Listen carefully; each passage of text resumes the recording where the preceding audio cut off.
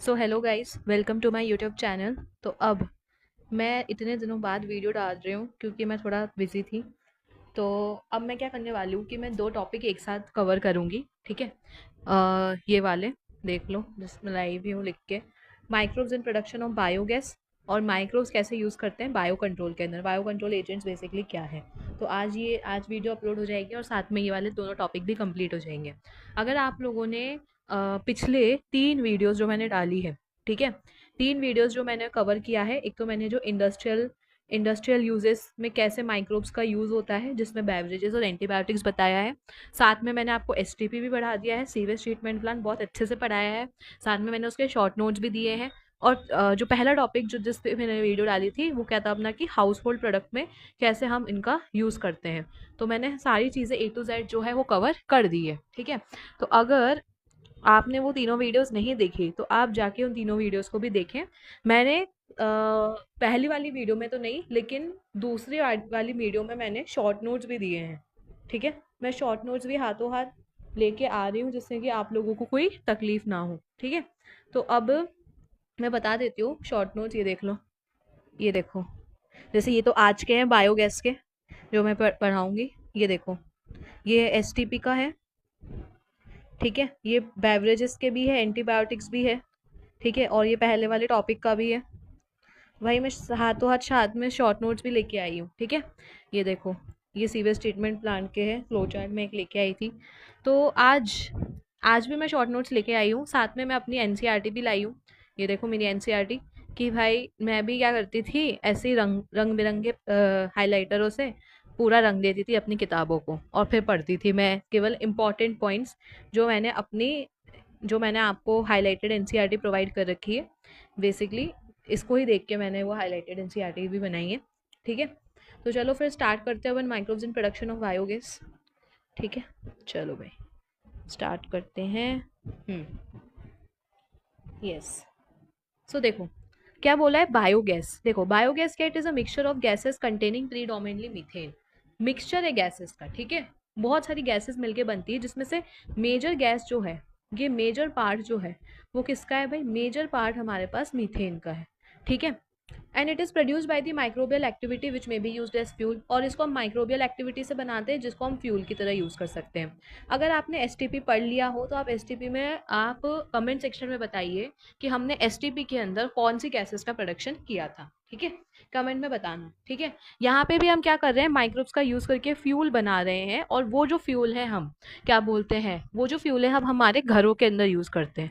हमारे घरों के अंदर जो गैस होती है ना, उसका हम यूज करते हैं। ठीक है। उसमें जो प्रीडोमिनेटली यानी कि मेजर अमाउंट में क्या होती है हमारे पास, CH4 होती है। ठीक है।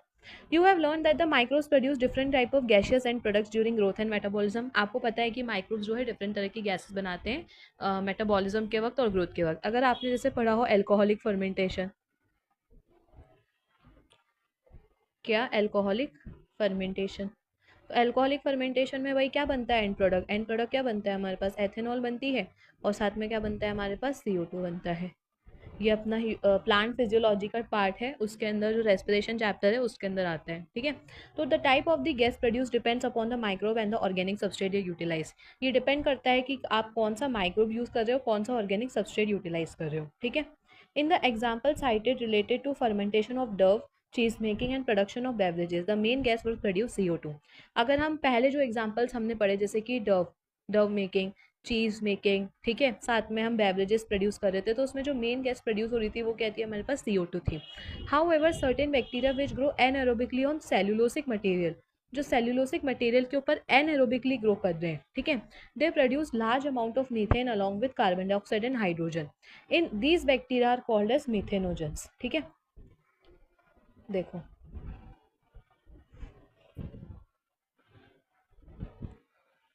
अब जो हम बेसिकली यूज़ करने वाले हैं हमारा मटेरियल, उसका नाम क्या है हमारे पास, सेल्यूलोज। राइटिंग बड़ी ख़राब आ रही है पर ठीक है। जो मेजर प्रोडक्ट हम यूज़ करने वाले हैं उसका नाम क्या है, सेल्यूलोज। तो ये हमारे पास क्या है, रॉ मटेरियल है। ये क्या है, हमारे पास रॉ मटेरियल है। तो इस रॉ मटेरियल की मदद से हम क्या बनाने वाले हैं, गैसेस बनाने वाले हैं। अब वो गैसेस जो है हमारे पास, ये जो सेल्यूलोज है इनके ऊपर जो बैक्टीरिया है हमारे पास, कौन, मीथेनोजेंस।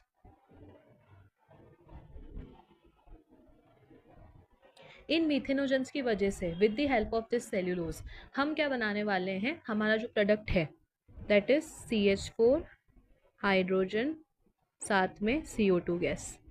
ये तीनों गैस हम बनाएंगे, ठीक है। और ये जो मीथेनोजेंस होते हैं भाई, ये जो मीथेनोजेंस होते हैं वो हमारे क्या होते हैं, एनएरोबिक बैक्टीरिया होते हैं।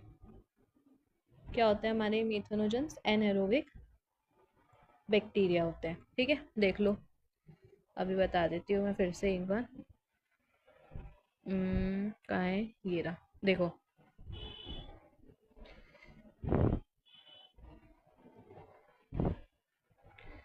Certain bacteria which grow anaerobically on cellulosic material, anaerobically grow कर रहे हैं किसके ऊपर, सेल्यूलोसिक मटेरियल के ऊपर।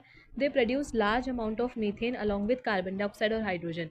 कार्बन डाइऑक्साइड और हाइड्रोजन की मदद से, सॉरी, कार्बन डाइऑक्साइड हाइड्रोजन नहीं, एनएरोबिक बैक्टीरिया की मदद से सेल्यूलोसिक मटेरियल से हम क्या बना रहे हैं, मीथेन बना रहे हैं। साथ में क्या बन रही है उसके, कार्बन डाइऑक्साइड भी बन रही है और हाइड्रोजन भी बन रही है, ठीक है। These bacteria are collectively called as methanogens. इनको हम क्या बोलते हैं, मीथेनोजेंस बोलते हैं। One such common bacterium is called as methanobacterium. एक जो एग्जाम्पल है इसका क्या दे रखा है, मीथेनोबैक्टीरियम है। These bacteria are commonly found in the anaerobic sludge during sewage treatment. अगर आपने STP पढ़ा है तो उसके अंदर जो एनारोबिक स्लज जो कि मैंने आपको बताया था, तो ये कॉमनली जो है ये बैक्टीरिया वहाँ पे देखने को मिलते हैं, ठीक है। एनारोबिक स्लज के अंदर ये बैक्टीरिया देखने को मिलते हैं, जो कि हमारे पास जो फ्लॉक्स थे, फ्लॉक्स क्या थे भाई, फ्लॉक्स जो मैंने बताया था आपको, फ्लॉक्स जो है ये क्या थे, इसका आंसर आप मेरे को कमेंट सेक्शन के अंदर बताओगे, ठीक है। तो यहाँ पे हमने क्या देखा है कि ये जो हमारे पास बैक्टीरिया है, कौन से, मीथेनोबैक्टीरियम, बेसिकली मीथेनोजेंस, ये हमको कहाँ देखने को मिलते हैं, एनारोबिक स्लज के अंदर देखने को मिलते हैं सीवेज ट्रीटमेंट के वक्त। These bacteria are also present in the rumen. ये र्यूमन में भी प्रेजेंट होते हैं, that is a part of the stomach of cattle. अब जो हमारे पास कैटल होती है ना, गाय वगैरह ये सारी चीज़ें, गाय बकरी, तो उनके स्टमक का एक पार्ट होता है, स्टमक का एक पार्ट होता है जिसको हम क्या बोलते हैं, र्यूमन बोलते हैं, ठीक है। क्या बोलते हैं भाई उसको, र्यूमन बोलते हैं। तो उस र्यूमन के अंदर हमको क्या देखने को मिलता है, बहुत अमाउंट में सेलुलोसिक मटेरियल देखने को मिलता है। In rumen these bacteria help in the break down of cellulose and play an important role in the nutrition of cattle. Rumen के अंदर क्या करते हैं ये बैक्टीरिया, क्या करते हैं भाई, सेलुलोज को ब्रेक डाउन करते हैं। सेलुलोज को ब्रेक डाउन करने के साथ साथ वो न्यूट्रिशन भी प्रोवाइड कर रहे हैं कैटल को, ठीक है। Do you think the human beings are able to digest the cellulose present in our food? Thus, the excreta, that is the dung of the cattle, commonly called as gobar, is rich in this bacteria. Dung can be used for generation of commonly called gobar gas. ठीक है, देखो,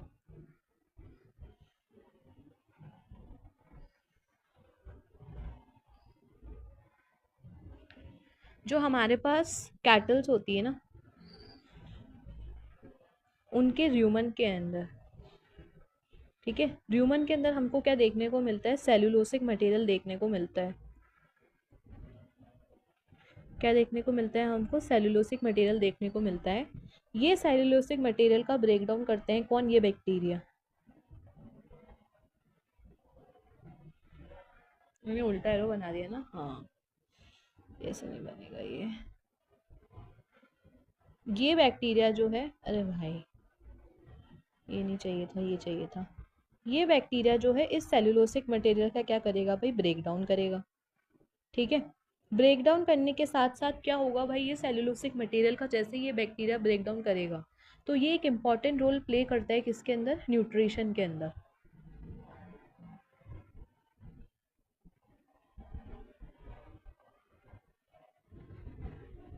nutrition of the cattle, cattle के nutrition में बहुत मदद करता है। अब जो हमारे पास जो गाय होती है, जो गाय होती है उनका जो एक्सक्रीटा होता है, बेसिकली जो काउ डंग होता है, जो गोबर होते हैं, ठीक है। तो काउ डंग के अंदर हमारे पास क्या प्रेजेंट होता है, लार्ज अमाउंट में ये बैक्टीरिया देखने को मिलते हैं, कौन से, मीथेनो बैक्टीरिया। काउ डंग में प्रेजेंट होते हैं मीथेनोजेंस, मीथेनोजेंस प्रेजेंट होते हैं लार्ज अमाउंट में।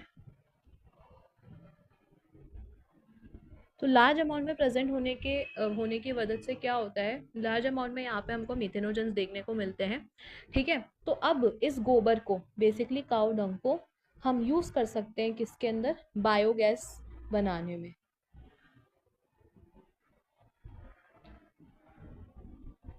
अब देखो बायोगैस हमारे पास कैसे बननी है, अब हमको यही पढ़ना है। ठीक है, चलो पढ़ते हैं वो भी। देखो,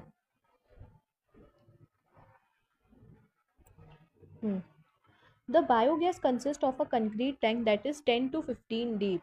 बायोगैस प्लांट जो होता है, बेसिकली बायोगैस प्लांट के अंदर क्या होता है, एक कंक्रीट का टैंक होता है। ठीक है, एक क्या होता है हमारे पास, कंक्रीट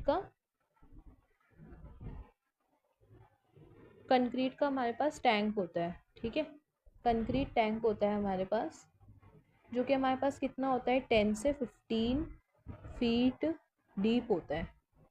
ठीक है, तो इसके अंदर जो बायो वेस्ट होता है ना, उसकी हम slurry, in which bio waste are collected and a slurry of dung is fed. जो बायो वेस्ट होता है, मतलब जितना भी कचरा वगैरह जो भी होता है, बेसिकली प्लास्टिक वगैरह नहीं, बायो वेस्ट जैसे कि सब्जियों के छिलके वगैरह, ये सब चीज़ जिसमें बेसिकली सेलुलोज हमको देखने को मिलता है। ठीक है, आपको पता है ना कि जो प्लांट की सेलुलोज होती है वो सेलुलोज की बनती है। तो बेसिकली जिसके अंदर भी हमको बायो वेस्ट देखने को मिलता है, बायो वेस्ट क्या है, जिनके अंदर ऐसे वेस्ट जिनके अंदर सेलुलोज प्रेजेंट होता है। तो बायो वेस्ट साथ में एक स्लरी मतलब स्लरी ऑफ डंग यानी कि हम डंग लेंगे, यानी कि गोबर, और साथ में उसके पानी। ठीक है, उसकी एक स्लरी, उसका एक मिक्सचर हम उसके अंदर डालते हैं। ठीक है, और फ्लोटिंग कवर, एक फ्लोटिंग कवर भी होता है उसके ऊपर, मैं बताती हूँ कैसा दिखता है, पहले ये पढ़ लो। ठीक है, a floating cover is placed over the slurry which keeps on rising as the gas is produced in the tank due to the microbial activity. एक फ्लोटिंग कवर उस स्लरी के ऊपर रखते हैं जो कि ऊपर उठता रहता है as the gas is produced in the tank, क्योंकि गैस जो है वो टैंक में प्रोड्यूस हो रही है due to the microbial activity. The biogas plant has an outlet, biogas plant का एक आउटलेट होता है which is connected to a pipe to supply biogas to nearby houses. ठीक है, जो बायोगैस प्लांट है उसका एक आउटलेट है जो कि कनेक्टेड है एक पाइप की मदद से। ठीक है, जो कि सप्लाई करती है बायोगैस आसपास के घरों में। जो स्पेंट स्लरी होती है, it is removed through another outlet and may be used as fertiliser, और उसको हम कैसे यूज कर सकते हैं, उसको हम यूज कर सकते हैं एक फर्टिलाइजर की तरह। ठीक है, cattle Dang is available in large quantities in rural areas के अंदर कैटल डंग जो है वो लार्ज अमाउंट में प्रेजेंट होता है, where cattle are use for a variety of purposes. So, biogas plants are more often built in rural areas. The biogas then thus produced is used for cooking and lighting. ठीक है, the picture of the biogas plant is shown here. देखो, अब देखना ध्यान से। ठीक है, ये हमको आपको टैंक दिख रहा है, ये टैंक, ये कंक्रीट का टैंक है जो कि क्या है हमारे पास 10 to 15 फीट का क्या है हमारे पास कंक्रीट का टैंक है। ठीक है, इसके ऊपर ये एक फ्लोटिंग कवर रख दिया है। ठीक है, जैसे जैसे इसके अंदर गैस बनेगी ये फ्लोटिंग कवर क्या है ऊपर उठता रहेगा। ठीक है, यहाँ से देखो ये स्लरी हमने क्या करी है इसके अंदर डाली है। ठीक है, स्लरी इसके अंदर ये लोड करी है। यहाँ पे हमारे पास गैस बनेगी, कौन कौन सी गैस बन रही थी भाई, CH4 बन रही थी, कार्बन डाइऑक्साइड बन रही थी, साथ में क्या बन रही थी हमारे पास, हाइड्रोजन गैस बन रही थी। ठीक है, ये देखो ये हमारे पास गैस होल्डर आ गया। ठीक है, ये देखो ये गैस यहाँ पे बन गई है। एक आउटलेट तो ये रहा, ये आउटलेट क्या होता है, पाइप से कनेक्टेड होते हैं जो कि गैस पहुंचाते हैं कहाँ पे, घरों के अंदर, जिससे कि भाई लाइटनिंग के लिए भाई खाना बना सके उस गैस से। ठीक है, और ये जो दूसरा है क्या है हमारे पास, स्लज है। यहाँ पे जो स्पेंट स्लरी है यानी कि जो चीज़ें ऑलरेडी यूज हो गई है उनको यहाँ पे कलेक्ट करते हैं, उनके लिए अनदर आउटलेट होता है। और ये जो स्पेंट स्लरी है इसको हम कैसे यूज करते हैं, एज अ फर्टिलाइजर। कैसे यूज करते हैं भाई, उसको एक फर्टिलाइजर की तरह हम यूज करते हैं। ठीक है, आया समझ में इतना। चलो एक बार और बता देती हूँ। अब देखो, बायोगैस फॉर्मेशन के लिए हमको क्या चाहिए भाई, एक बायोगैस प्लांट चाहिए। बायोगैस प्लांट में हमारे पास क्या होता है भाई, एक कंक्रीट का टैंक होता है।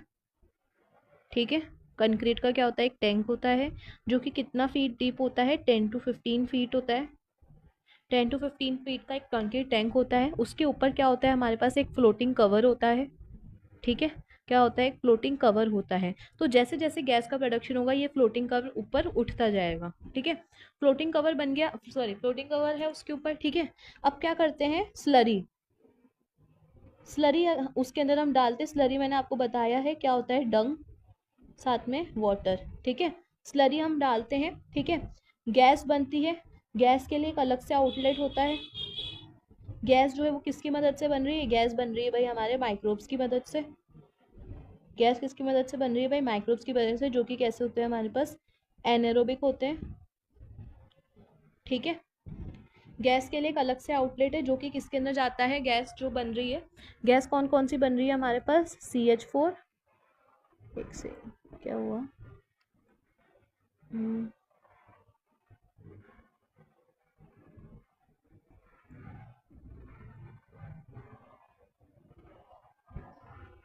हम्म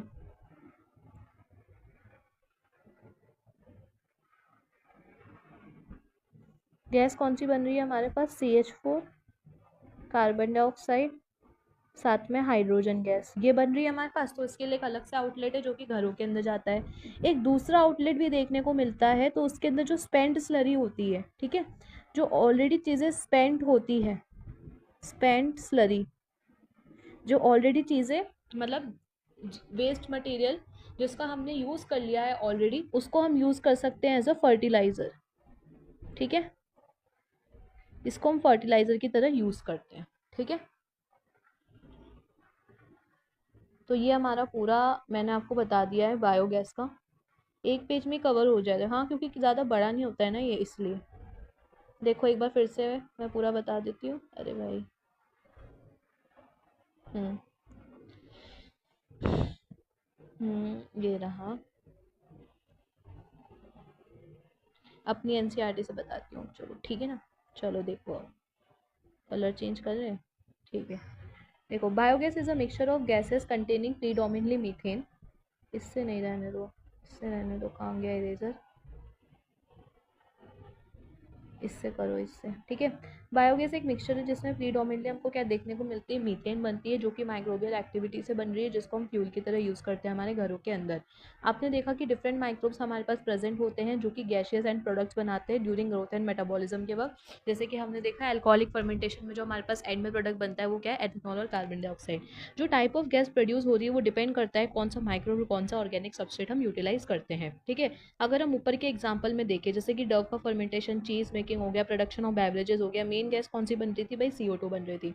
कुछ बैक्टीरिया की अगर मैं बात करूं जो कि कैसे ग्रो करते हैं, एनारोबिकली ग्रो कर रहे हैं, किसके ऊपर, सेलुलोसिक मटेरियल के ऊपर, जो कि प्रोड्यूस करते हैं लार्ज अमाउंट में क्या, मीथेन प्रोड्यूस करते हैं। मीथेन यानी कि हमारे पास क्या हो गया, CH4 प्रोड्यूस करते हैं with carbon dioxide and hydrogen. In bacteria को हम कॉमनली क्या बोल रहे हैं, इन बैक्टीरिया को हम बोल रहे हैं मीथेनोजेंस। और एक कॉमन बैक्टीरिया उसका नाम क्या है हमारे पास, मीथेनोबैक्टीरियम, ठीक है। ये जो बैक्टीरिया है वो एनारोबिक स्लज के अंदर भी देखने को मिलते हैं ड्यूरिंग सीवेज ट्रीटमेंट, ठीक है।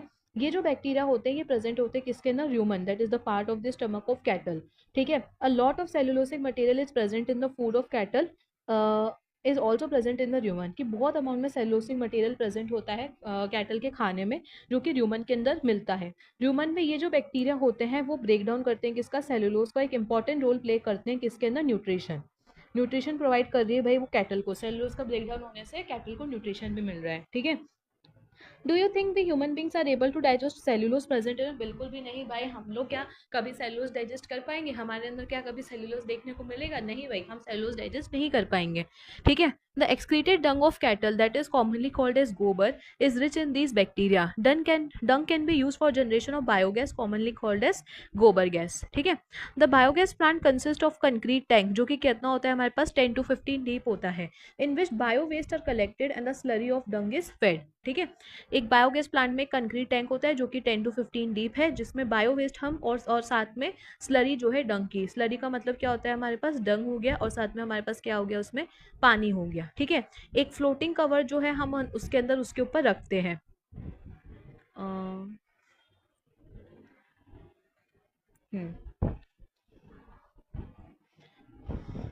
A floating cover is placed over the slurry which keeps on rising as the gas is produced in the tank due to the microbial activity. एक floating cover हम जो है उस स्लरी के ऊपर रखेंगे जो कि राइज होता रहता है क्योंकि गैस जो प्रोड्यूस हो रही है टैंक में माइक्रोबियल एक्टिविटी की वजह से, तो उससे हमको पता चलता रहता है कि भाई हमारी गैस बन रही है। ठीक है, जो बायोगैस प्लांट है उसके अंदर एक आउटलेट होता है, देखो ये आउटलेट आपको दिख रहा है, ये आउटलेट। ठीक है, एक आउटलेट है जहाँ से हमारे पास कनेक्टेड हो, वो कनेक्टेड होता है किससे, एक पाइप से कनेक्टेड होता है और वो बायोगैस सप्लाई करता है नियर हाउसेस में। जो स्पेंट स्लरी होता है it is remove through another outlet, ये देखो हमारे पास अनादर आउटलेट है ये।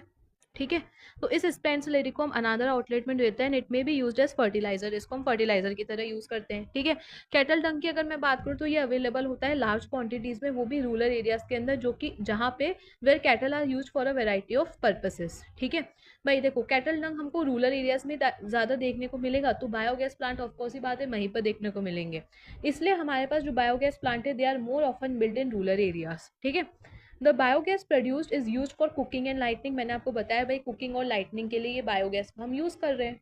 ठीक है, the production of biogas plant is shown in figure 8.8, मैंने आपको पूरा फिगर 8.8 बता दिया है। यहाँ पे आपका क्या करना, CH4 CO2 और साथ में क्या कर लेना, यहाँ पे हाइड्रोजन गैस कर लेना। ठीक है, इस फिल इन द ब्लैंक में। ठीक है, अब देखो the technology of biogas production was developed in India mainly due to the efforts of IARI। IARI हमारे पास क्या है, इंडियन एग्रीकल्चर रिसर्च इंस्टीट्यूट। तो ये जो हमारे पास देखने को मिल रही है टेक्नोलॉजी बायोगैस प्रोडक्शन की, वो इंडिया के अंदर कैसे आई, इंडिया के अंदर आई इसकी वजह से IARI की मदद से और KVIC की मदद से, khadi and village industries commission की मदद से। अगर आपका स्कूल सिचुएटेड है गाँव के पास में तो ये बहुत ही इंटरेस्टिंग होगा कि आप वहाँ पे जाके देखिए कोई बायोगैस प्लांट है कि नहीं, बायोगैस प्लांट में जानिए और वहाँ पे लोगों से सीख लिए कि कैसे वो इन सब चीज़ों को मैनेज करते हैं। ठीक है, तो बायोगैस की जो टेक्नोलॉजी है इंडिया के अंदर डेवलप करने का जो बेसिकली मेजर जो रोल है वो किस किस का है, IAIC,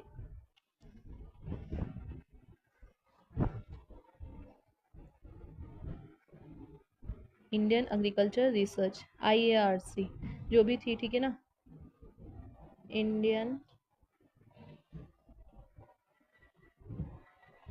एग्रीकल्चर, अरे यार एक तो मेरी राइटिंग इतनी खराब है पर ठीक है चलता है, रिसर्च समझ में आना चाहिए बस, इंस्टीट्यूट। ठीक है, इंडियन एग्रीकल्चर रिसर्च इंस्टीट्यूट, साथ में क्या है भाई, KVIC, khadi and village industries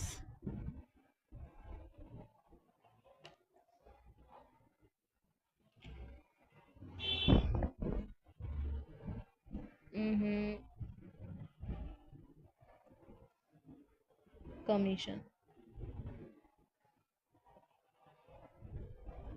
ठीक है, ये दो फुल फॉर्म है जो आपको याद रखनी है। ठीक है, तो ये सारी चीज़ें जो थी मैंने आपको पूरा एनसीईआरटी मैंने लाइन टू लाइन कवर कर दी है। ठीक है, और कुछ भी नहीं छूटा है, मैंने भाई 2 बार एनसीईआरटी भाई देख लो, मैंने बता दिया आपको। ठीक है, चलो भाई एक बार वो भी देख ले अपन, एक क्विक रिवीजन देख लिया जाए इसका, बिल्कुल देख लिया जाए। ये देखिए ये रहे शॉर्ट नोट्स, चलो भाई देखो। Microbes in production of biogas, class 12 की एनसीईआरटी, यहाँ पे पता नहीं क्यों खा गई थी मैं, क्लास 12 की एनसीईआरटी बायोलॉजी से लिया है हमने ये टॉपिक। बायोगैस जो कि मीथेन रिच फ्यूल होती है, it is produced by anaerobic digestion of organic matter, anaerobic digestion कर रहे हैं। बायोगैस प्लांट कंक्रीट टैंक का होता है जो कि 10 to 15 डीप होता है, जिसमें कि एनारोबिक डाइजेशन होता है काउडंग का। काउडंग के अंदर क्या प्रेजेंट होता है, सेल्यूलोज, उसका डाइजेशन होता है, सेल्यूलोज के डाइजेशन से साथ में किसको बेनिफिट हो रहा है, कैटल को भी बेनिफिट हो रहा है क्योंकि उसको न्यूट्रिशन मिल रहा है। मीथेनोजेंस होते हैं वो हमारे पास क्या होते हैं भाई, एनारोबिक बैक्टीरिया होते हैं जो कि ग्रो करते हैं किसके ऊपर, सेल्यूलोसिक मटेरियल के ऊपर, और प्रोड्यूस करते हैं लार्ज अमाउंट में क्या, मीथेन। ठीक है, सेल्यूलोसिक मटेरियल यूज करके क्या बना रहे हैं भाई, मीथेन बना रहे हैं। लार्ज अमाउंट में तो मीथेन बन रही है, लेकिन साथ में और क्या क्या बन रही है, मीथेन, साथ में CO2 और साथ में हाइड्रोजन। ठीक है, ये भी याद रखना है। ठीक है, अब देखो ये हमारे पास एक इनलेट है। ठीक है, यहाँ पे ये गैस बन रही है, ये हमारे पास काऊ डंग है। ठीक है, एक आउटलेट स्लरी है, बेसिकली यहाँ पे 2 आउटलेट स्लरी देखने को मिलती है। और वो मैंने बनाई नहीं है। ये देखो, एक हमारे पास बायोगैस के लिए भी तो होता है ना, तो ये बायोगैस के लिए आउटलेट है। बायोगैस के लिए हमारे पास दो आउटलेट जो है वो मैंने बना दिए हैं इसके अंदर। ठीक है। अब देखो, मीथेनोबैक्टीरियम जो है वो प्रेजेंट होता है रूमेन ऑफ कैटल के अंदर। फिर दो फुल फॉर्म्स थी जो मैंने क्या आपको बताई थी, किसकी कौन कौन सी बताई थी, एक तो IARI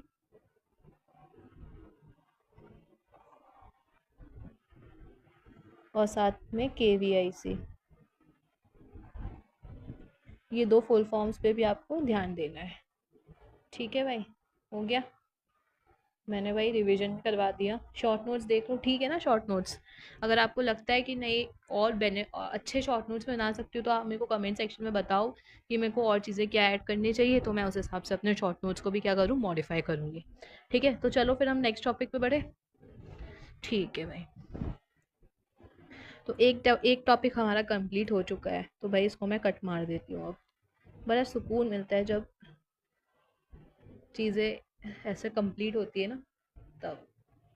ऐसे लिख लिया करो तुम लोग, ठीक है। जैसे मैं क्या करती हूँ कि जैसे जो भी मेरे को पढ़ना होता है, ठीक है, उसे मैं भाई लिख लेती हूँ। ठीक है, ये लिख लिया कि भाई मेरे को इस चैप्टर में से ये टॉपिक करना है, तो ऐसे मैं लिख लूँगी। और जैसे जैसे कंप्लीट होता जाता है मैं उसको कट करती रहती हूँ। ठीक है, तो एक अपने को भाई सेटिस्फेक्शन मिलता है कि हाँ भाई हमने पढ़ाई करी है। ठीक है, तो भी ऐसे कर सकते हो ट्राई। अगर आप कुछ और करते हो तो आप वो भी कर सकते हो। ठीक है, चलो भाई। Next next next next topic पूरा समझ में आ गया ना ये? वैसे तो पढ़ाया अच्छा ही है मैंने, पूरी NCERT लाइन टू लाइन, कुछ भी नहीं छोड़ा है। सब एकदम मस्त से नोट्स देख लो। ठीक है ना, चलो भाई नेक्स्ट टॉपिक पे बढ़ते हैं। बात तो होती रहेंगी, ठीक है। चलो एक सेकेंड भाई, वो कहाँ मिलेगी मेरे को, ये रही। हम्म, ये हटा देती हूँ मैं, ये दिक्कत देगा वरना बाद में। मैंने उसे समझा ही रखा है। हाँ, ठीक है, ओके। नेक्स्ट टॉपिक शुरू करें। ठीक है, अब हमको क्या पढ़ना है, microbes as bio control agent. Bio control agents में हम कैसे यूज़ करते हैं। ठीक है, अब देखो, बायो कंट्रोल है क्या। Bio control refers to the use of the biological method for controlling plant diseases and pest. जैसे कोई भी प्लांट डिजीजेज वगैरह होती है, जो पेस्ट होती है, जो जैसे हमारे पास जो लोग खेती वगैरह करते होंगे, तो उन लोगों को पता है कि जो फसलें जो बनती है तो उनको खराब हो जाती है अगर पेस्ट वगैरह आ जाते हैं। तो पेस्ट वगैरह जैसे कि हमारे पास वो होते हैं ग्रास हॉपर, पता है ना आपको, तो टिड्डे बोलते हैं बेसिकली। तो वो सारे क्या करते हैं भाई, उन उन क्रॉप्स को क्या कर देते हैं, खराब कर देते हैं, और इसकी वजह से क्या होता है, फार्मर को नुकसान हो जाता है। ठीक है, या फिर कोई अगर मान लो प्लांट डिजीज हो गई, तो उसकी वजह से भी क्या होता है, चीजें खराब हो जाती हैं। तो बायो कंट्रोल एक ऐसा तरीका है, ठीक है, कैसा तरीका है, एक बायोलॉजिकल मेथड हम इनमें यूज करते हैं, जिससे कि इन प्लांट डिजीजेस और इन पेस्ट को क्या कर सके, हम लोग कंट्रोल कर सके। ठीक है, देखो, in modern society these problems have been tackled increasingly by the use of chemical। अगर हम मॉडर्न सोसाइटीज देखें, आज की अगर आज की हम सोसाइटी देखें, तो इन चीज़ों को हम कैसे कंट्रोल करते हैं, केमिकल्स की मदद से, जैसे कि by the use of insecticides और पेस्टिसाइड्स, इंसेक्टिसाइड्स और पेस्टिसाइड्स की मदद से। ठीक है, लेकिन ये जो केमिकल्स होते हैं ना भाई, बहुत टॉक्सिक होते हैं, और साथ में बहुत हार्मफुल भी होते हैं ह्यूमन बींग्स के लिए, और साथ में एनिमल्स के लिए भी alike, and have been polluting our environment. जैसे कि सॉइल हो गया, ग्राउंड हो गया, एंड वाटर हो गया, फ्रूट्स हो गया, वेजिटेबल हो गया, प्लांट्स हो गया। तो ये जो हमारे पास जो होते हैं भाई, ये जो हमारे पास केमिकल है, कौन कौन से, एक तो ये इंसेक्टिसाइड्स हो गए, और साथ में क्या हो गया हमारे साथ, ये पेस्टिसाइड्स हो गए। तो ये जो केमिकल्स है ना भाई, ये प्रोटेक्ट तो कर देंगे भाई, लेकिन ये हमारे लिए क्या हो रहे हैं भाई, ये हार्मफुल है। ये चीज़ें हमारे लिए क्या है भाई, हार्मफुल है। ये पोल्यूशन बहुत करते हैं हमारे एनवायरनमेंट के लिए, और हमारे लिए भी सही नहीं है, क्योंकि ये फ्रूट्स, वेजिटेबल और क्रॉप प्लांट्स भाई सॉइल से ही उग रहे हैं, तो आप सॉइल के अंदर ही तो डालोगे, तो ये चीज़ें हमारे अंदर भी जाएंगी, जो कि हमारी बॉडी के लिए सही नहीं है बिल्कुल भी। ठीक है, so our soil is also polluted through the use of through our use of weedicides to remove weeds, weeds को हटाने के लिए किसका यूज करें, वीडीसाइड्स, इंसेक्ट्स को हटाने के लिए इंसेक्टिसाइड्स, पेस्ट को हटाने के लिए पेस्टिसाइड्स का। तो ये सारी चीज़ें भाई हमारे लिए सही नहीं है, क्योंकि हमारी सॉइल भी पल्यूट हो रही है इसकी वजह से। तो अब हम क्या करेंगे भाई, बायोलॉजिकल कंट्रोल करेंगे पेस्ट का और डिजीजेस का। देखो, in agriculture there is a method of controlling paste that relies on natural predation rather than introduced chemical। अब देखो, एग्रीकल्चर में क्या होता है कि पेस्ट को कंट्रोल करने का क्या तरीका है, नेचुरल प्रिडेशन। ठीक है, देखो नेचुरल प्रिडेशन क्या होता है,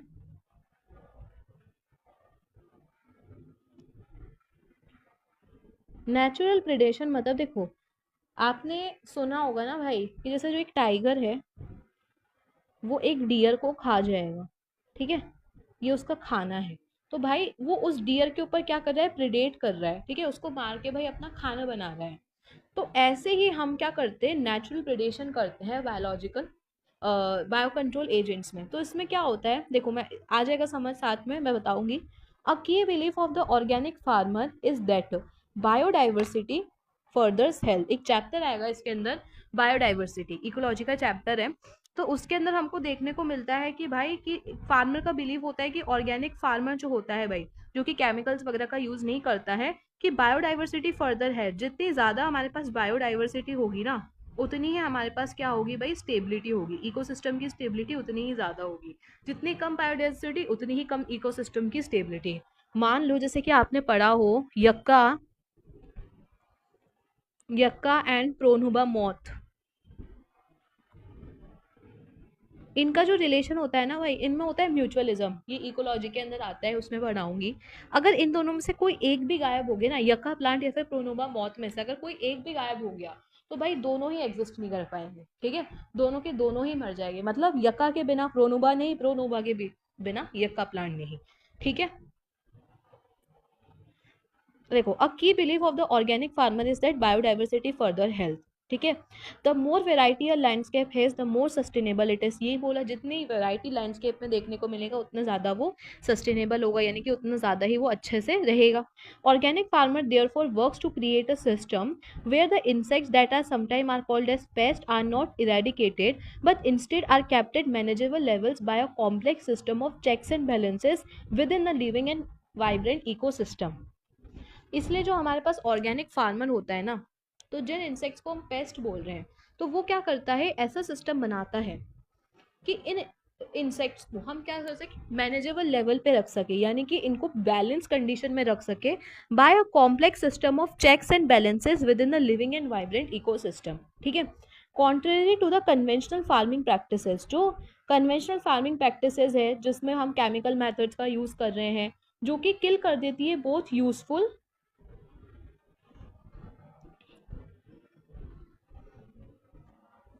एंड हार्मफुल लाइफ फॉर्म्स। देखो, होता क्या है कि कुछ जो हमारे पास इंसेक्ट्स हो गए, ठीक है, पेस्ट हो गए, तो कभी कभार क्या होता है, कुछ चीज़ें हमारे एनवायरनमेंट के लिए वो क्या होती है, बेनिफिट होती है।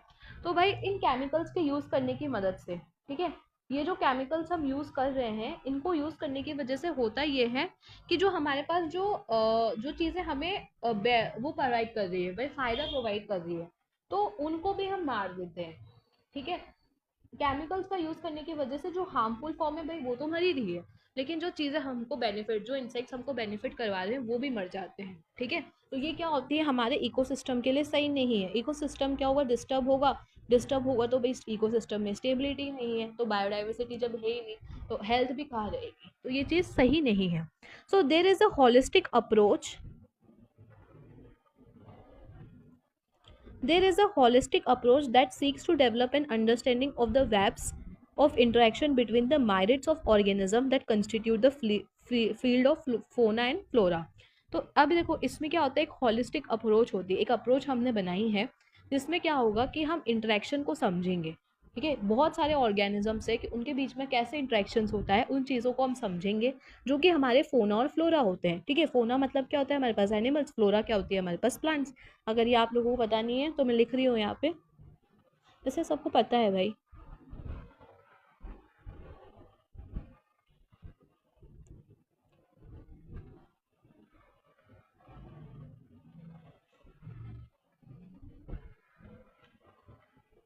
ये ठीक है, तो अब हम क्या कर रहे हैं,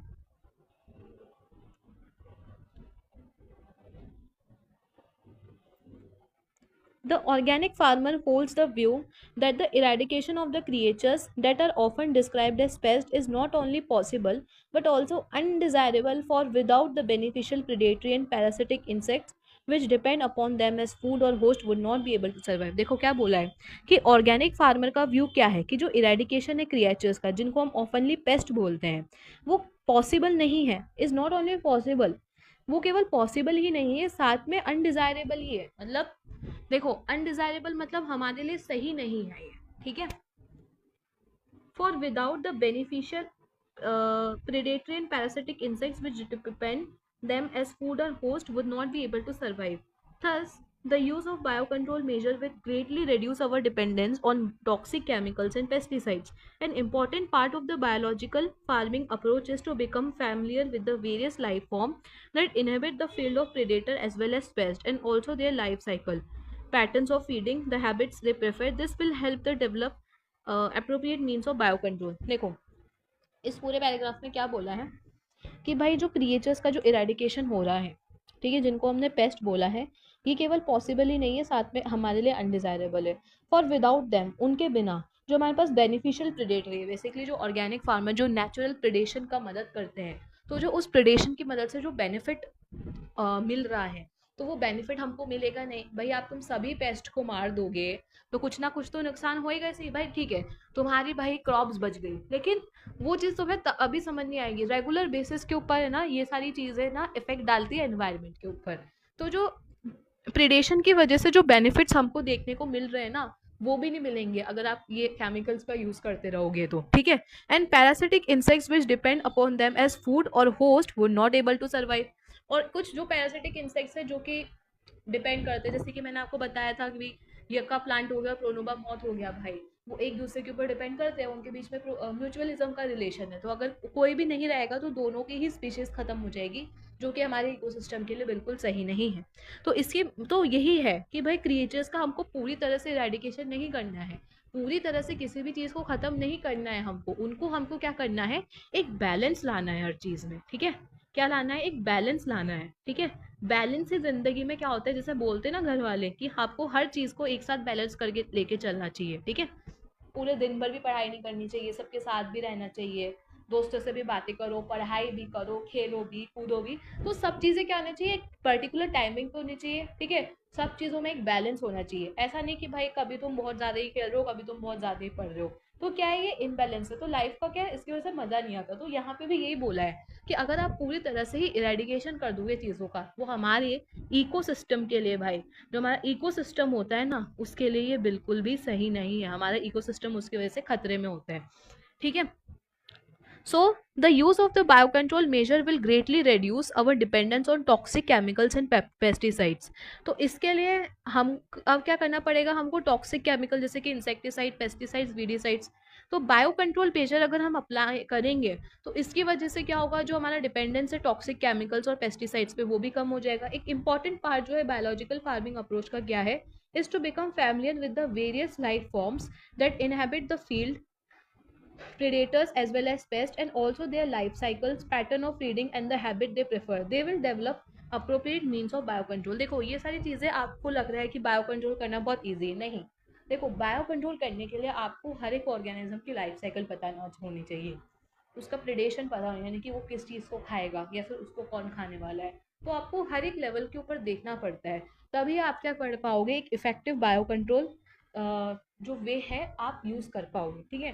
तो आपको ओवरऑल हर चीज़ उसके बारे में पता चाहिए, उसकी लाइफ साइकिल, उसका खाने पीने का तरीका, उसका हैबिटेट, कौन से हैबिटेट में वो रहना चाहेगा, कौन से हैबिट में वो नहीं रहना चाहेगा। तो ये सारी चीज़ें क्या करनी पड़ती है, देखनी पड़ती है, ठीक है। यस, ये पैराग्राफ समझ में आ गया। हाँ भाई, ये जो पैराग्राफ है ना भाई, थोड़ा बोरिंग है, लेकिन मतलब देखो इस पैराग्राफ से इतने क्वेश्चन बनते नहीं है, मैं अगर पर्सनली बताऊँ तो। अब जो आने वाला जो पैराग्राफ है ना, वो इम्पोर्टेंट है, ठीक है। पर ठीक है, अपना तो काम था बताना, तो मैंने बता दिया। चलो भाई, आगे बढ़ते हैं। यस, सांस ले लो भाई, सांस। चलो,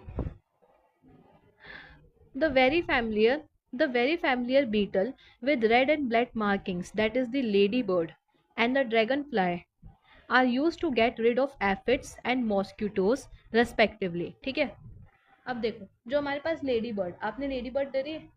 लेडी बर्ड बीटल, ठीक है, जिसके ऊपर रेड और ब्लैक मार्किंग्स होती है, तो उसका और ड्रैगन फ्लाइज का यूज करके हम is use to get rid of aphids and mosquitoes.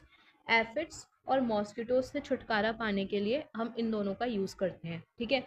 उसके बाद है हमारे पास an example of microbial biocontrol agents that can be introduced in order to control butterfly caterpillar is the bacteria that is the Bacillus thuringiensis, often written as BT.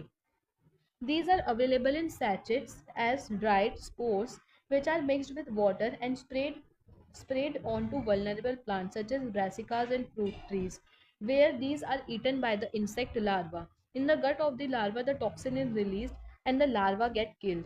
These bacterial diseases will kill the caterpillars but leave other insects unharmed. ठीक है, because of the development of methods of genetic engineering in the last decade. So the scientists have introduced Bacillus thuringiensis recipe into genes into plants. Such plants are resistant to attack by the insects, जैसे कि BT cotton इसका example है। देखो इन्होंने क्या, देखो पहले तो हमने रेड और ब्लैक मार्किंग की बीटल देखी जो कि एफिड्स को भाई एफिड्स से हमको छुटकारा पाने में मदद करती है। मॉस्किटोज के लिए हम किसका यूज़ करते हैं, ड्रैगन फ्लाई का यूज़ करते हैं। उसके बाद है हमारे पास क्या है, एक कैटरपिलर को कंट्रोल करने के लिए, बटरफ्लाई के लिए एक बैक्टीरिया का यूज़ करें जैसे कि बैसिलस thuringiensis, ठीक है, ब्रासिकास और फ्रूट ट्रीज को प्रोटेक्ट करने के लिए जो कि वल्नरेबल प्लांट्स हैं।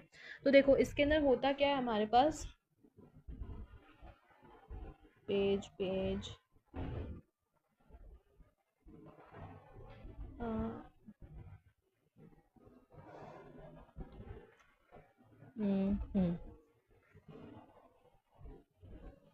देखो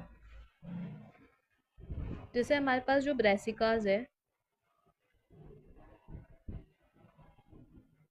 और ब्रासिकास और जो अदर ट्रीज है, तो उसके ऊपर ना एक आते हैं बटरफ्लाई के कैटरपिलर, बटरफ्लाई कैटरपिलर। तो ये बटरफ्लाई के जो कैटरपिलर है ना, इन प्लांट्स के अंदर क्या कर सकते हैं, उनकी लीव्स को खाते हैं और भाई उनको क्या कर सकते हैं, डिजीज़ करते हैं, ठीक है, ठीक है, डिजीज़ करते हैं। तो इसको कंट्रोल करने के लिए हमने क्या करा है, एक बैक्टीरिया है जिसका नाम है बैसिलस thuringiensis, बैसिलस thuringiensis। इस बैक्टीरिया की मदद से हम क्या कर सकते हैं, इन बटरफ्लाई के कैटरपिलर को कंट्रोल कर सकते हैं, ठीक है। अब देखो कैसे कंट्रोल कर सकते हैं, देखो क्या बोला है यहाँ पे, जो बटरफ्लाई के कैटरपिलर है उनको कंट्रोल करने के लिए एक बैक्टीरिया जिसका नाम है बैसिलस thuringiensis, जिसको हम बीटी बोलते हैं, ठीक है। अब देखो ये अवेलेबल होते हैं सैचेट्स में as dried spores and are mixed with water and sprayed into vulnerable plants such as brassicas and fruit trees, where these are eaten by the insect larva. In the gut of the larva, the toxin is released and the larva gets killed. These bacterial disease will kill the caterpillars but leave other insects unharmed.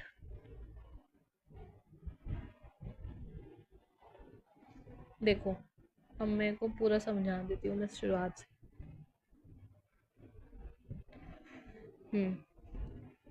एक बार मैं फिर से बता देती हूँ।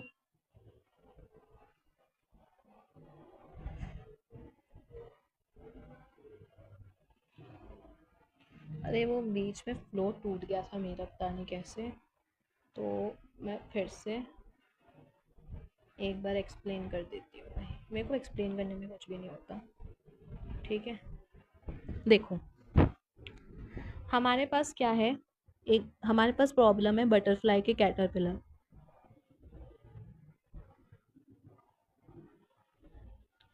ये जो butterfly के कैटरपिलर है वो हमारे प्लांट्स जो है कौन कौन से, ब्रेसिकास और फ्रूट ट्रीज, इनकी पत्तियों को क्या करते हैं, वो खाते हैं, इनके लीव्स को खाते हैं। तो इन बटरफ्लाई कैटरपिलर को कंट्रोल करने के लिए इन बटरफ्लाई कैटरपिलर को कंट्रोल करने के लिए हमने एक बैक्टीरिया का मदद लिया।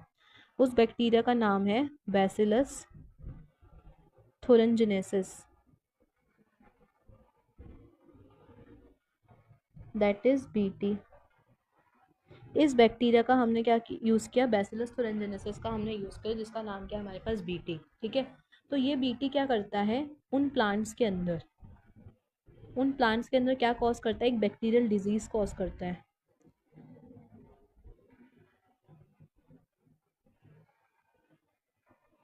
उस बैक्टीरियल डिजीज की वजह से क्या होता है, अब जैसे ही वो उस प्लांट के अंदर वो बैक्टीरिया गया, ठीक है, तो ये जो बैक्टीरियल डिजीज है वो क्या करती है, जैसे ही कोई भी इंसेक्ट या फिर कोई भी लार्वा, जो इंसेक्ट्स का लार्वा है, जो लार्वा है हमारे पास इंसेक्ट का, वो जैसे ही इनकी पत्तियों को खाएगा, लीफ को फेड करेगा उसके ऊपर, ठीक है, तो क्या होगा, हमारे पास कुछ टॉक्सिन्स रिलीज होंगे जो कि ये बैक्टीरिया बनाएगा।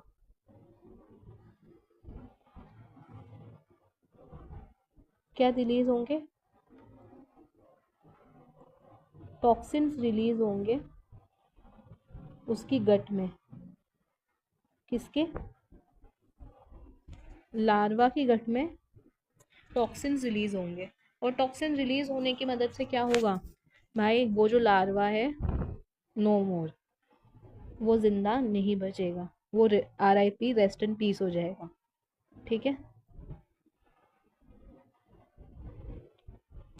अब देखो ये जो हमारे पास बैसिलस थोरनजेनेसिस है, वो स्पोर्स की प्रेजेंट में ड्राई स्पोर्स की तरह हमको मिलते हैं, जिसको पानी के साथ मिक्स करके आप प्लांट्स के ऊपर क्या कर सकते हो, स्प्रे कर सकते हो। क्या कर सकते हो, प्लांट्स के ऊपर स्प्रे कर सकते हो। ठीक है, यही चीज़ है, एक बार फिर देख लो।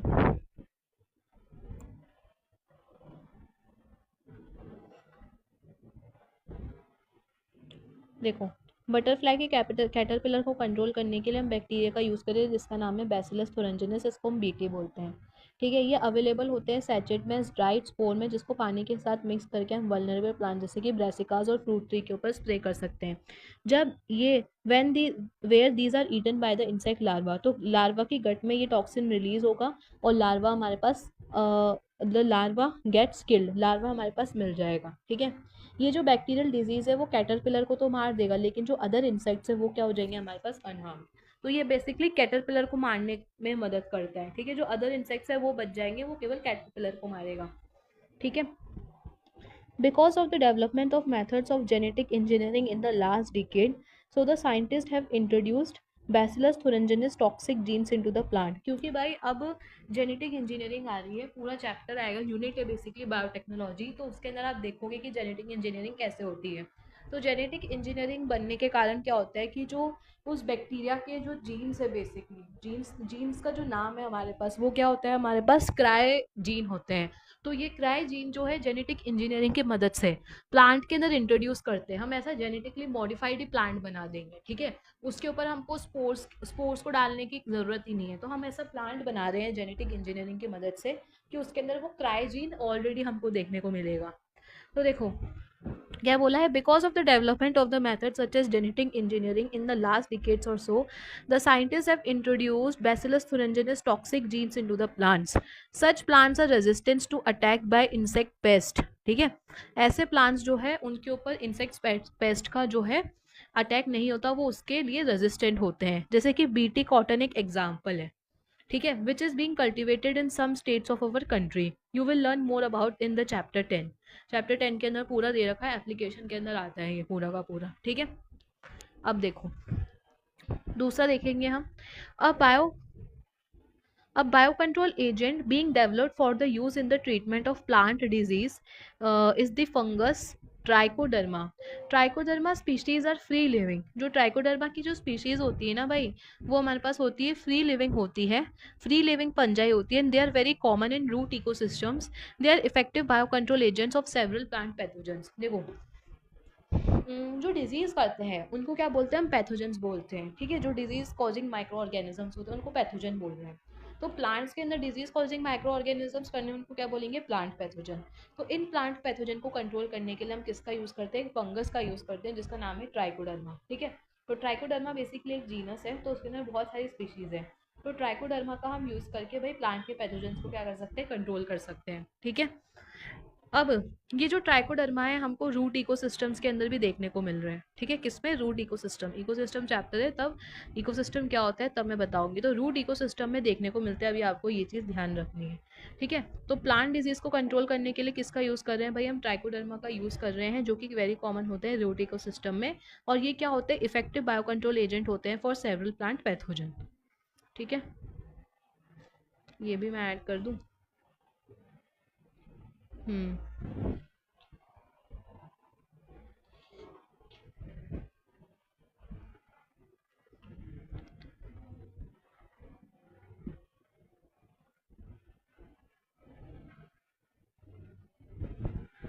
प्लांट पैथोजेंस कंट्रोल करने के लिए, अरे यार एक तो मैं इसको यूज करना कब सीखूंगी मेरे को भी नहीं पता है वो तो। आह, फिर से लिख देते हैं।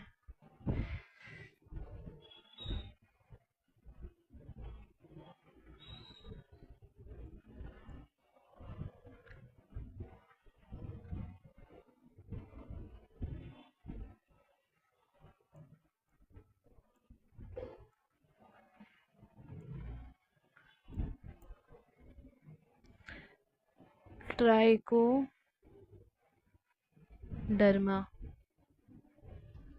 अरे भाई इतना छोटा हो गया क्या ये,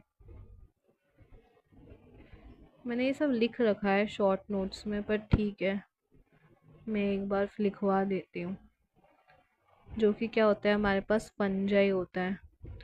तो ये ट्राइकोडर्मा फंजाई क्या करता है, कंट्रोल करता है, किसको कंट्रोल करता है, प्लांट के पैथोजन को। और ये हमको रूट इकोसिस्टम में भी देखने को मिलता है।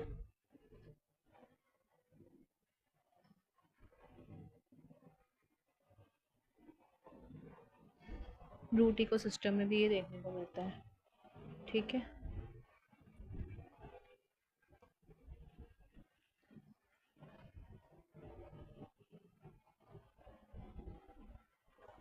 देखो एक बायो कंट्रोल एजेंट है जो कि प्लांट डिजीजेस के ट्रीटमेंट में यूज़ करते हैं, जिसका नाम है फंगस ट्राइकोडर्मा। ये फंगस ट्राइकोडर्मा भाई फ्री लिविंग होता है, ये इंपॉर्टेंट है। साथ में फ्री लिविंग फंजाई है और साथ में ये रूट इकोसिस्टम में देखने को मिलेंगे। ये क्या होता है, हमारे पास इफेक्टिव बायो कंट्रोल एजेंट है फॉर सेवरल प्लांट पैथोजन। ठीक है, अब देखो, अब हमारे पास क्या है, कुछ वायरसेस देखेंगे हम। ठीक है, baculoviruses that are the group that are the pathogens that attack insects and other arthropods. The majority of the baculoviruses used as biocontrol agent are in the genus Nucleopolyhedrovirus. देखो, कुछ इंसेक्ट्स और arthropods को control करने के लिए आपने पढ़ा होगा ना एनिमल किंगडम क्लास 11th के अंदर। तो एक पूरा का पूरा हमारे पास वो है ये आर्थ्रोपोड। ठीक है, तो नॉन कॉर्डेट्स के अंदर आता है। ठीक है, तो इंसेक्ट्स को कंट्रोल करने के लिए और कुछ आर्थ्रोपॉड्स को कंट्रोल करने के लिए हम किसका यूज़ कर रहे हैं भाई, बैक्यूलो वायरसेस का यूज़ कर रहे हैं। ये जो मेजॉरिटी में जो बैक्यूलो वायरसेस होते हैं वो यूज़ होते हैं as a bio control agent की तरह।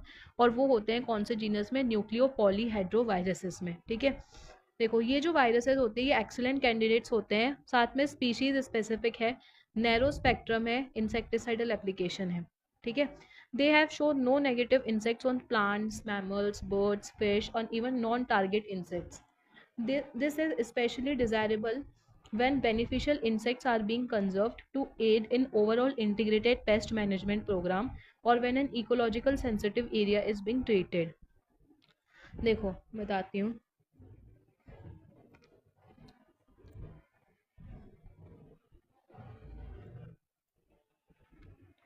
देखो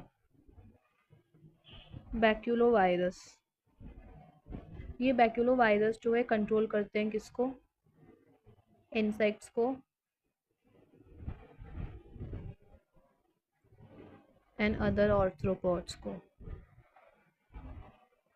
ठीक है, इनको भाई ये कंट्रोल करते हैं। ये जो बैक्लो वायरसेस है, ये कौन से जीनस को बिलोंग करते हैं? जीनस का नाम है हमारे पास न्यूक्लियो पॉली हेड्रो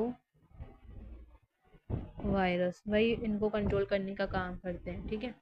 अब ये जो हमारे पास बैक्यूलो वायरसेस होते हैं ना, इनका नैरो स्पेक्ट्रम होता है। कैसा होता है? हमारे पास नैरो स्पेक्ट्रम होता है। नैरो स्पेक्ट्रम का मतलब है यानी कि ये कुछ ही जगह पे काम आते हैं, ठीक है। स्पीसीज स्पेसिफिक होते हैं, यानी कि एक पर्टिकुलर स्पीशीज के लिए यूज होते हैं, ठीक है। नैरो स्पेक्ट्रम है, साथ में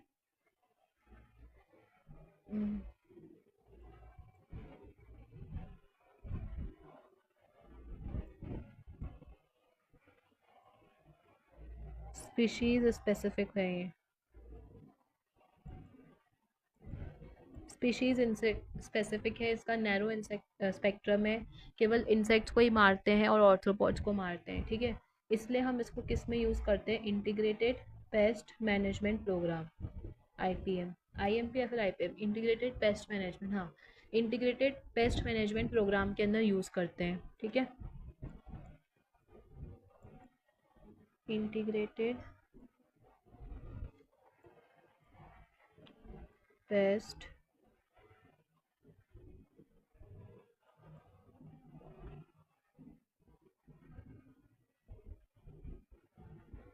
इंटीग्रेटेड पेस्ट मैनेजमेंट प्रोग्राम के अंदर हम इस आईपीएम का यूज़ करते हैं, ठीक है। और साथ में इस इन बैक्यूलो वायरसेस का कोई भी नेगेटिव इम्पैक्ट हमको किस पे नहीं देखने को मिल रहा? No negative impact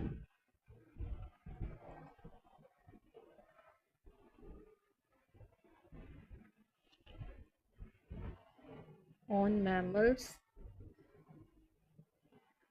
plants, birds, और जो भी मतलब जो नॉन टारगेटेड इंसेक्ट्स है, मतलब नॉन टारगेटेड जो भी लोग हैं, नॉन टारगेटेड इंसेक्ट्स जो है उनको कंट्रोल, बेसिकली उन चीज़ों को ये अफेक्ट नहीं करता है इतना, ठीक है। इसलिए तो भला भाई ये स्पीशीज स्पेसिफिक होते हैं, तभी तो इसका रीज़न क्या है कि भाई ये क्या है, हमारे पास स्पीशीज स्पेसिफिक है, ठीक है। देखो,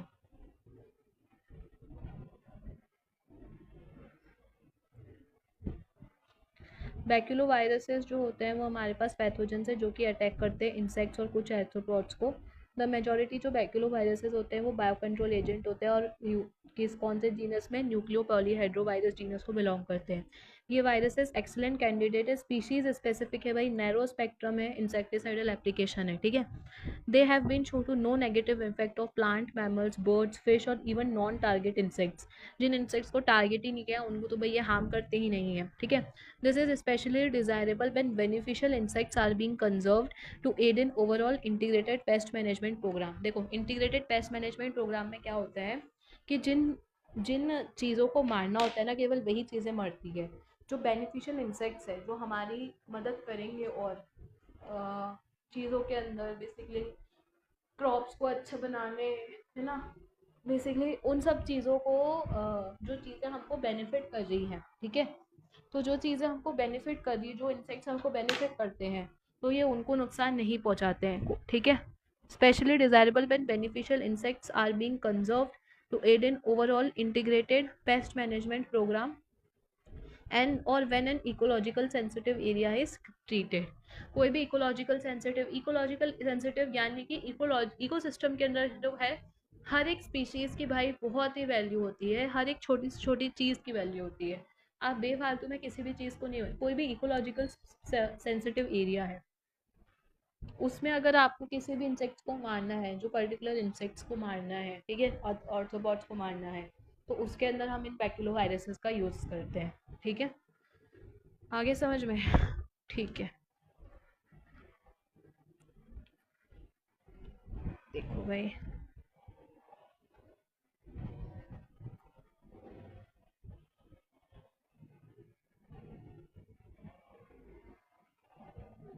एनसीईआरटी नहीं, वो कहाँ है? शॉर्ट नोट्स, हाँ ये रहे। देखो भाई, 2 बार लिख के लाई थी मैं, पर चलो ठीक है। ऐसे ही बता देते हैं। देखो, लेडी बर्ड कंट्रोल करती है किसको, एफिड को, ठीक है। देखो, रेड और ब्लैक मार्किंग वाली लेडी बर्ड भी है, ठीक है। ड्रैगन फ्लाइज कंट्रोल करती है मॉस्किटो को। बैसिलस थोरेंजिसिस बटरफ्लाई क्लैप कैटरपिलर को कंट्रोल करता है। इसका जो एक एग्जांपल है जो कि आप यहाँ पे लिख लो, that is BT cotton,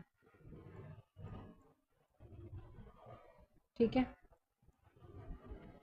trichoderma जो है, बीटी कॉटन बटरफ्लाई कैटरपिलर का एग्जांपल नहीं है, तुम लोग गलत मत समझो। अरे यार, ये सब चीज़ें खराब कर देता है फिर।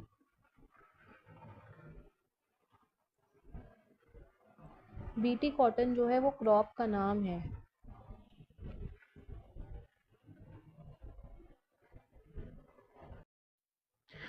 हाँ, सो क्या हुआ था, जो वीडियो थी ना, तो वो क्या है, पता नहीं क्या हुआ था कि वो रिकॉर्डिंग अपने आप बंद हो गई थी।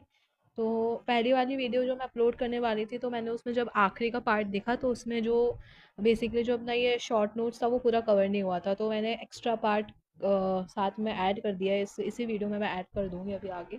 तो देखो, देख लेते हैं भाई, रिवीजन के लिए होगा, सही रहेगा। लेडी बर्ड कंट्रोल करती है एफिड को। ड्रैगन फ्लाई कंट्रोल करती है किसको भाई, मॉस्किटोज को। BT that is bacillus thuringiensis control करती है बटरफ्लाई के कैटरपिलर को। इसका जो एग्जांपल है क्रॉप्स में, जैसे कि बीटी कॉटन, ठीक है। ट्राइकोडर्मा प्लांट पैथोजन के लिए होती है। बैक्यूलोवायरसेस आर्थ्रोपोड और इंसेक्ट्स को कंट्रोल करते हैं, जीनस को बिलोंग करते हैं जिसका नाम है न्यूक्लियोपॉलीहेड्रोवायरस, ठीक है। उसके बाद है हमारे पास स्पीशीज स्पेसिफिक होते हैं वही है, ठीक है। साथ में नैरो स्पेक्ट्रम भी होता है और यूज होता है इंटीग्रेटेड पेस्ट मैनेजमेंट प्रोग्राम के अंदर। इंटीग्रेटेड पेस्ट मैनेजमेंट प्रोग्राम में क्या होता है, इसका यूज किया जाता है, ठीक है।